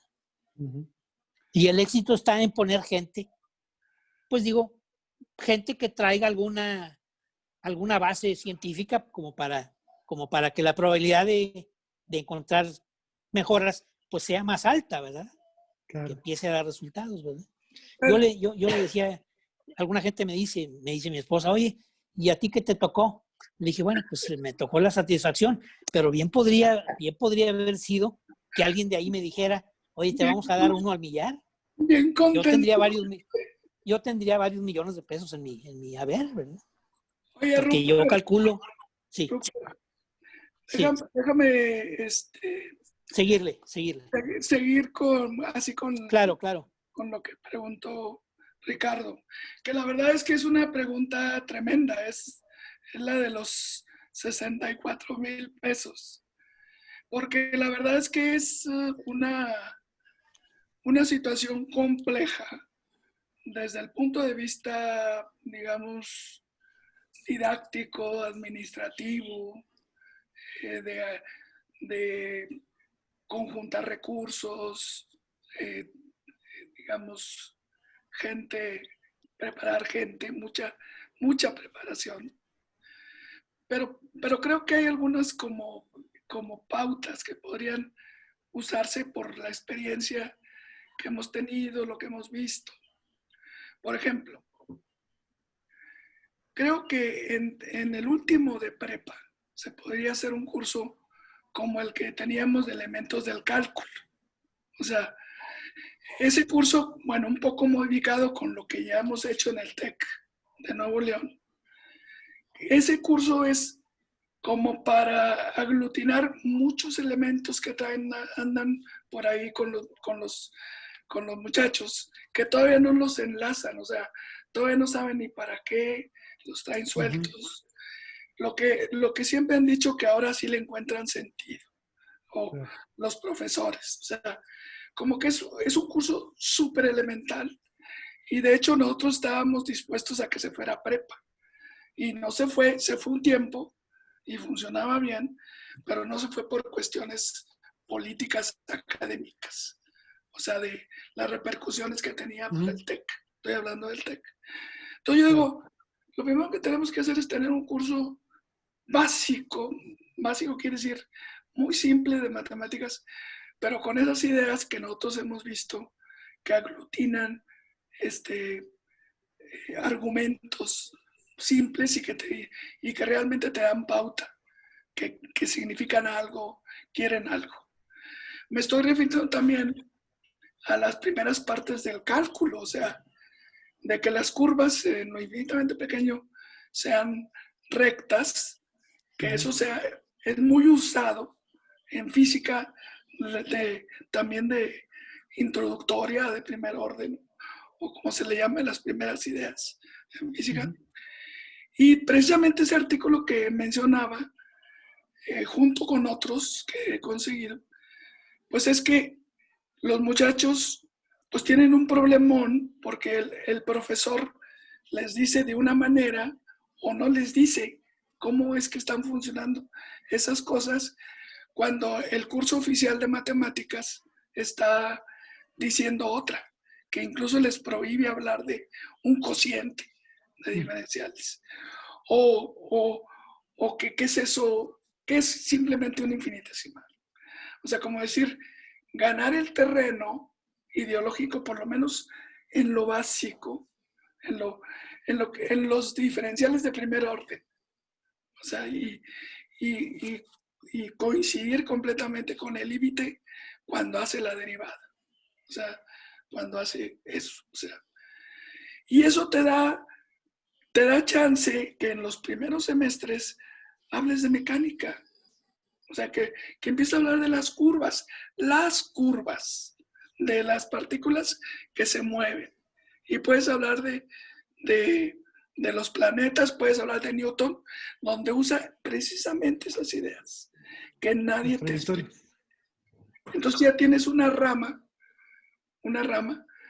y de hecho ahorita estamos leyendo en un grupo paralelo que tenemos el libro de evolución, la evolución de la física. Y empieza el primer capítulo de la mecánica. Lo hace Einstein y Leopold Infeld, creo que se llama. Lo estamos hablando. Y esa es como una rama en la que hablamos de la matemática, pero que ya tienes esa basecita que te digo que hay que construir y que ya lo aceptamos, que ya confiamos, ¿verdad? Veo las preocupaciones que tienen aquí los franceses y los españoles todavía, o sea, de que, ¿qué es esa S? ¿Qué es ese D que está adentro? O sea, que lo quitan porque nada más indica qué variable es la que estás integrando. O sea, que no importa, ¿verdad? Y entonces estás avanzando en una ciencia, pero que esa ciencia, y eso lo vemos con esa evolución de la física, por ejemplo, nada más te estoy platicando algunas ideas, es que tú hablas de la mecánica de los materiales o de los fluidos y hablas de energía cinética de las partículas. O sea, empiezas a mencionar cosas que ya mencionaste en la mecánica y ya no te suenan extrañas. Uh-huh. Lo que dice Maxwell, que el estudio de una ciencia te permite conocer otra, porque luego resulta que son parecidas. Y claro que llega un momento en el que puedes rescatar o detenerte lo que yo llamo momentos matemáticos, cuando ya tienes en distintos apartados de eso, ¿verdad? Ahora, no puedes meter toda la matemática que necesitas en la ingeniería. Por eso hablamos de ciencia básica, porque es un conjunto, o sea, son 2 años donde metas todo lo que creas que se va a usar y lo que puedes embonar ahí al principio. Y después las aplicaciones ya eso aparte. Si quieres, llévate el curso para allá, profundízalo. No quiere decir que series de Fourier, por ejemplo, no viste aquí seno, coseno, las sumas, o sea, cierto tratamiento de ello. O sea, que ya lo hubieras hecho. No quiere decir que vas a empezar de cero. Eso es lo malo. Cuando hablan de la matemática acompañando a esos cursos, siempre tienen que empezar de cero, porque nunca hablaste ni de series, ni de nada. O sea, entonces eso es como otro tema. Nosotros estamos hablando ciencia básica. Y para efectos de, ¿cómo se puede decir?, administración, creemos que eso puede funcionar muy bien. Porque a cualquier universidad puedes decirle, tengo este curso, estos cursos, esta ciencia básica, hecha de esa manera. ¿Qué especialidad quieres? Pues órale, conéctala, nada más. Exacto. Este grupo te debe de dar el pensamiento que no tienen los muchachos, es porque nunca han agarrado nada firme, nunca. Y yo creo que al principio esa firmeza sí la puede dar un primer curso. Por eso yo abogo un primer curso como a pulirlo, ¿verdad? Y lo demás en ciencia básica es un curso de ciencia integrado, que vayas proponiendo temas, que los vayas desarrollando y que te detengas en las matemáticas que creas que no las has tratado o que son buenas para tratar eso y a lo mejor algo más para lo que siguiera. Pero tampoco, el problema también en las mates es que quieres abarcar todo. Cuando entras con un tema, todo lo agotas y pues no. O sea, ni le estás dando chance al cuate de aprenderlo. Las aplicaciones son muy trilladas, ¿verdad? Necesitas, como decía Maxwell, o para matematizar necesitas más tiempo para matematizar. O sea, más trato con los fenómenos. Eso es lo que buscamos. Está en ciernes, o sea, no puedes, no lo tenemos, pero tenemos ciertas ideas que creo que pueden prosperar. O sea, oye, Pulido, una cosa. ¿Podría ser el primero? ¿Perdón? ¿La mecánica podría ser lo primero? Podría ser lo primero. De hecho, cuando empezamos con elementos, empezábamos con eso. con velocidad. Aunque ahí tengo yo un punto que ya a la hora de hacer la cosa, yo lo sacaría ahí para un ajuste. Porque creo que una bronca es las gráficas. Y las gráficas de velocidad de aceleración, cuando no es la trayectoria, es una confusión terrible, creo. Pero bueno, esa es otra parte. Estamos siguiendo ese libro, te decía, de evolución. Pero no quiere decir que pero esa es una alternativa. ¿Qué pasó, Rogelio? Sí, hola a todos. Muchas gracias al doctor Ruperto por la presentación. Muy interesante. Me atreví a anotar algunas palabras que él mencionó. Por ejemplo, desde el principio, perdón, modificar, mejorar, cambio, reducir, modelación, evaluación, estimación, relacionar, comparación, constante, ridículamente pequeño, crecimiento, parámetros. O sea, esos fueron términos que fue usando durante toda la presentación. Sin embargo, cuando los vemos, en ningún momento habló ni de derivadas, ni integrales, ni de... Simplemente hacía referencia a un lenguaje variacional propio de un pensamiento, que es el pensamiento variacional, que sabemos que es un pensamiento que debe estar en la base. Si queremos una idea, si queremos poder sincronizar la matemática de forma transversal con toda la ciencia en general, entonces el pensamiento variacional debe ser de lo primero en lograr. Que el alumno enfrentar situaciones donde que vea que algo cambia, cómo cambia, cuánto cambia, al menos esas cosas tienen que estar aseguradas para poder asegurarle niveles de complejidad mayor. Digo, a veces ni siquiera la álgebra, ¿verdad? Digo, cuando queremos enseñar a que un niño empiece a aprender a leer, pues hay que enseñarle las letras. También el álgebra en la secundaria, ¿verdad? Quizá desde entonces ya los asustamos, ¿verdad? Me tocó representar, el senador Guadiana me pidió que lo representara en un evento de fin de año de una primaria aquí en Saltillo, ¿verdad? Bueno, y entonces ya los niños asustados con la secundaria, ¿verdad? Les decía yo, discúlpenme, es lo más sencillo que hay. Los juegos que ustedes utilizan en sus celulares son más complejos que la matemática, que el álgebra, que la trigonometría. Vénganse contentos, va a ser muy divertido, ¿verdad? Ya hablar de matemática implica desgano, preocupación para los niños, ¿verdad? Incertidumbre, ¿verdad? Cuando en realidad debería de ser muy natural ir avanzando, ¿verdad? A mí me preocupa que muchos muchachos de preparatoria, inclusive de carrera, no saben, lo que llamamos nosotros despejar, ¿verdad? No saben álgebra, ¿verdad? Y pues obviamente todo eso hay que irlo adecuando para que no se queden atrás, ¿verdad?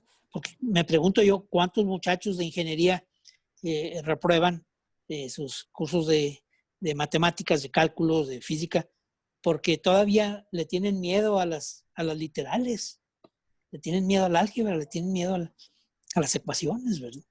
Sí. Entonces, pues desde ahí debíamos de empezar a hacer una revolución, ¿verdad? Digo, yo me pregunto, un niño genio, ¿verdad? Que a los 10 años ya está haciendo la secundaria, ¿verdad? O la preparatoria, ¿verdad?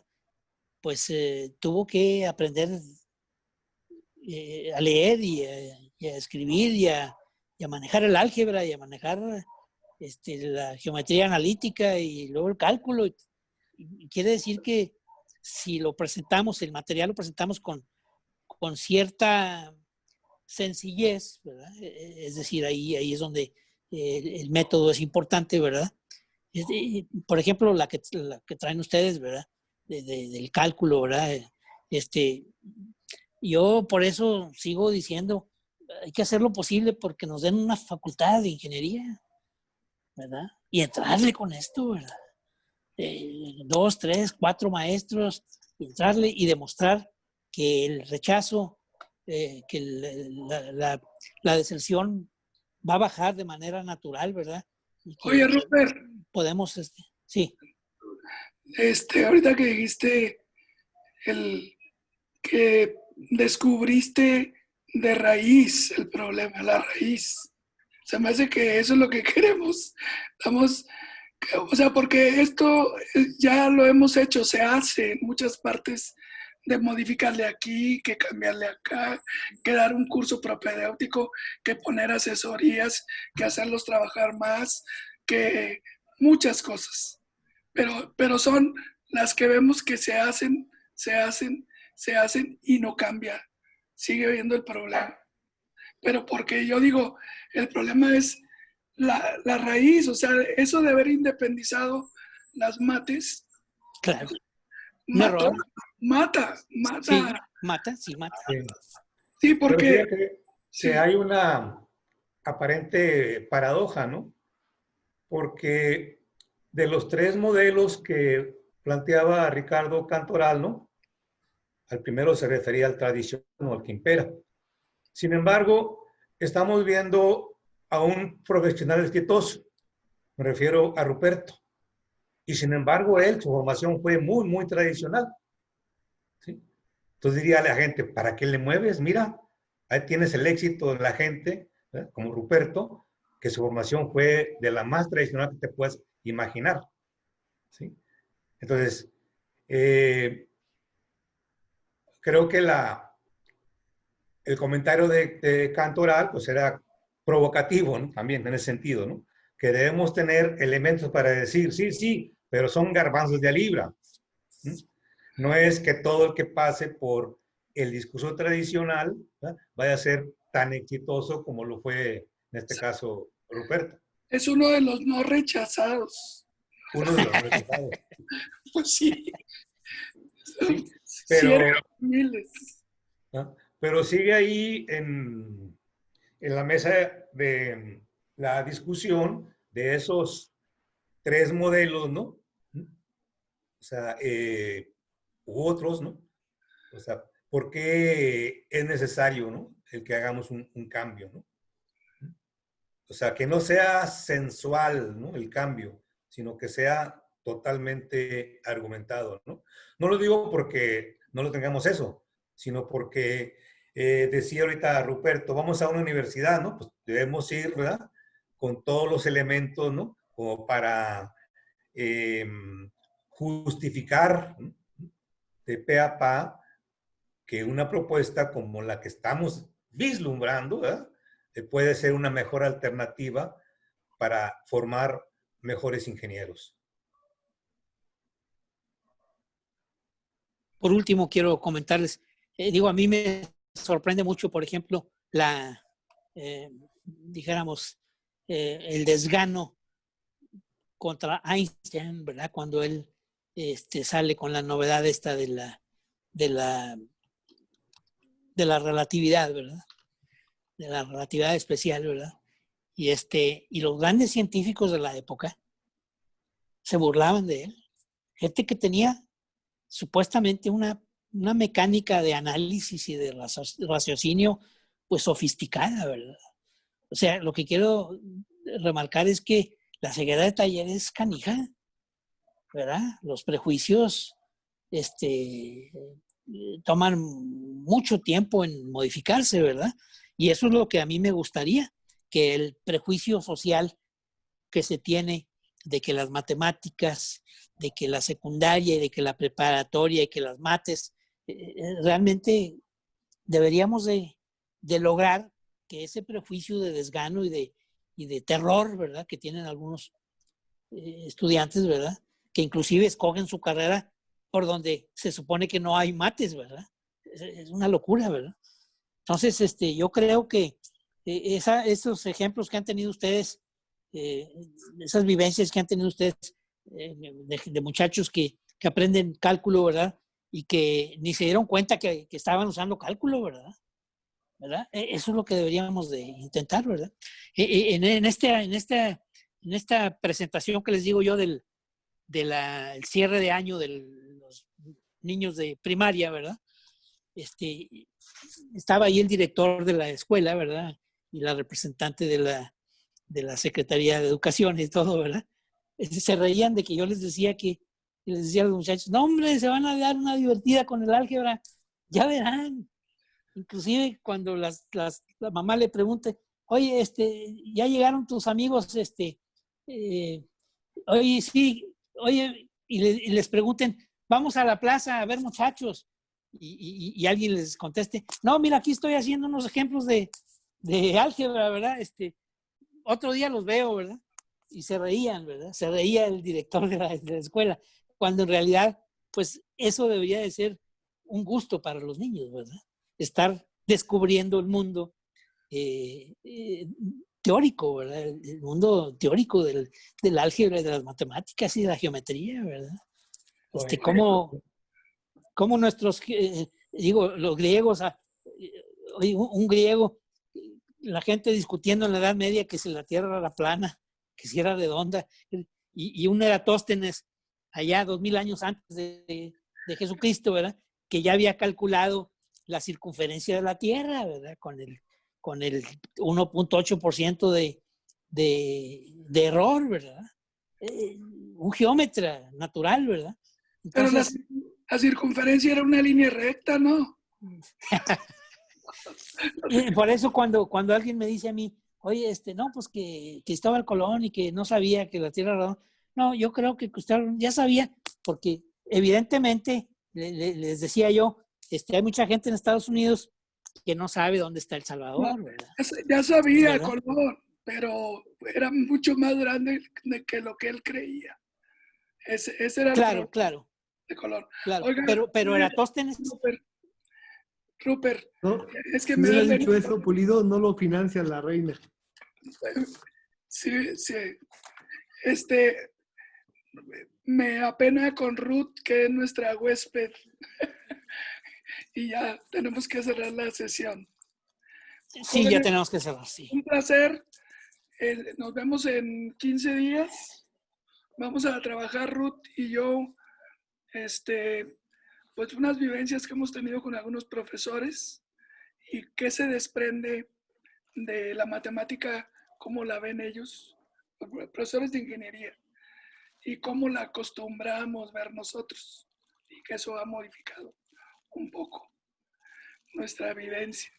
Oye, acá nada más les recuerdo que está Salvador, el rector de la UAC, compañero de ustedes, alumno de ustedes. Sí. Sí, les vuelvo, compañero tuyo, Pola. Les recuerdo porque realmente no veo difícil que hagamos una reunión con él, una cena, y plantearle y que nos dé entrada.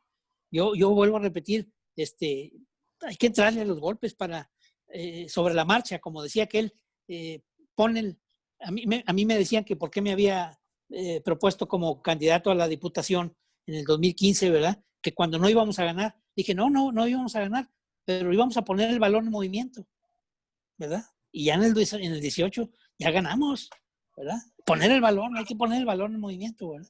Digo, aunque yo sé que ustedes ya lo hicieron en el TEC, ¿verdad? Quizá donde sería interesante poner el balón en movimiento sería en una facultad pública, ¿verdad?